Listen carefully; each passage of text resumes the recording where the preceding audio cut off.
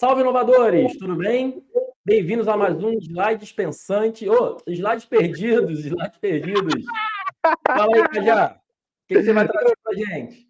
Cara, tranquilo, Luiz. É isso, cara. Estamos sempre pensando em achar slides perdidos para trazer conteúdo. Cara, hoje a gente vai trazer uma provocação, porque muitas vezes a gente está falando sobre criatividade, inovação, invenção. E, cara, trouxe uma coisa aqui, um slide para dar uma provocada no nosso pensamento aí. É isso aí, galera. Luiz, para você, gambiarra, ela é algo criativo, ele é algo inovador, ele é uma invenção. Cara, o que é gambiarra para você no nosso contexto de inovação? Gambiarra é uma realidade, né, cara?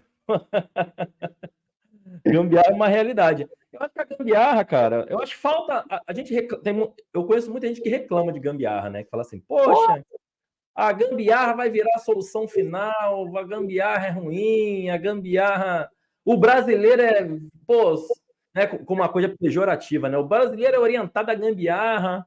Mas, gente, a gambiarra salvaria tantos dinheiros por aí, a gambiarra evitaria, assim, mitigaria tantos riscos. Porque para mim, cara, assim, para mim a gambiarra, ela é assim fundamental para a gente aprender que a gente tem que testar as coisas antes de fato se debruçar, né? Para gastar dinheiro, esforço, expectativa dos outros, etc, né? Eu acho, cara, que a frase que tu falou aí, o brasileiro é o quê? O rei da gambiarra? Como foi que tu O falou? rei da gambiarra. Então, isso mostra o quanto nós somos, cara, bizarramente fodões na geração de insights, na geração de experimentação, saca? Eu acho que a gambiarra, ela está num estágio de, de experimentar possibilidades com o que a gente tem à mão. Isso, para mim, tem muito a ver com, sim, nós brasileiros sabemos nos virar com a criatividade que a gente tem para solucionar problemas nem sempre tão complexos, né? Quando tu vê ali um vaso de flores, né? Esse sofá que está dando espaço no cinema, para mim tem a ver com experiências que você busca ter e que de repente você não tem uma solução naquele momento, você cria essa solução com os elementos que está à mão. Então, para mim, isso diz muito positivamente sobre como nós, brasileiros, temos esse potencial de criar.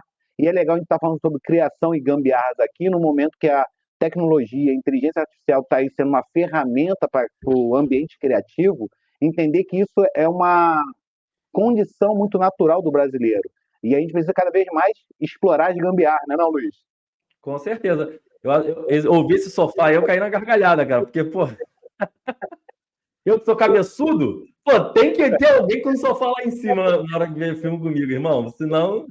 Mas olha que barato, sabe que é loucura? Quando tu, né, essa imagem eu boto nas aulas e tal, mas quando tu começou a rir, a gente começou a conversar sobre o propósito desse sofá, eu fiquei viajando. Cara, é um sofá viável de ser criado. Ele pode ser um sofá, né, como tem essas camas tal, que, né, você abre a partir do sofá, pode ser um sofá que se crie dois módulos, sacou? Então, lógico que a gente não entende uma necessidade, porque se você precisa disso, tal, enfim, isso não me cabe, porque muitas vezes eu não sei a necessidade de usar, sei lá, algumas coisas. Porém, é engraçado entender que é um anseio de alguém. Dois, que pode vir, a partir desse anseio de você entender o seu usuário, gerar uma oportunidade de negócio, de você realmente inovar, sacou? Então, por isso que eu acho que ter na nossa raiz a gambiarra, e mais do que isso, sabe, a gente se pôr disposto a estar curioso, a descobrir novas funcionalidades de coisas que a gente tinha em casa, como essa geladeira que virou um porta-videogame, sacou? Tá lá quebrado, você pode jogar fora e ser mais um lixo, ou em vez de estar gerando lixo, gerando, cara, recriando utilidade para aquilo. Então, eu vejo valor na gambiarra como exercício criativo, como geração de insights, como a mudança de um mindset fixo para um fluido que possa ser mais potente para a inovação. Não, e o legal, assim, eu ri, você riu, e eu tenho certeza que quem está vendo esse vídeo aqui também riu quando viu boa parte dessas imagens aqui. E é interessante que mostra a relação da criatividade com a diversão, né? Se a gente não se permite de se divertir, cara, dificilmente a gente vai criar, né? A gente vai dar essa liberdade que a nossa mente precisa para poder pensar em novas possibilidades. A gente sempre fica apegado àquele mais do mesmo, etc. Eu queria aproveitar, cara.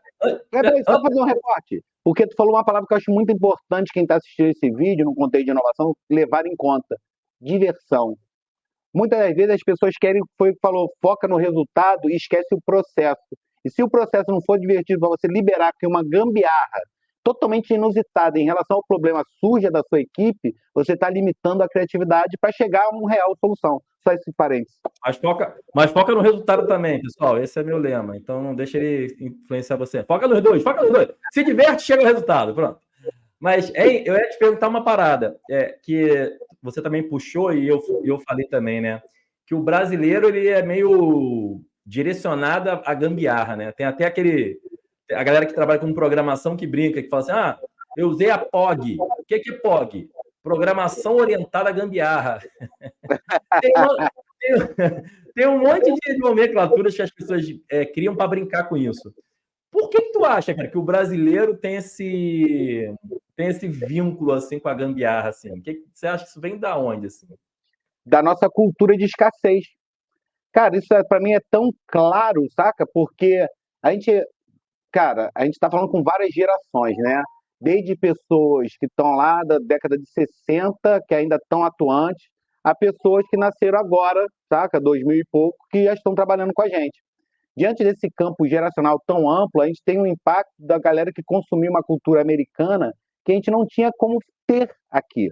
A gente tinha que improvisar para sentir essas experiências. Hoje, a Shopee e quantas outras plataformas entregam isso a um clique para você.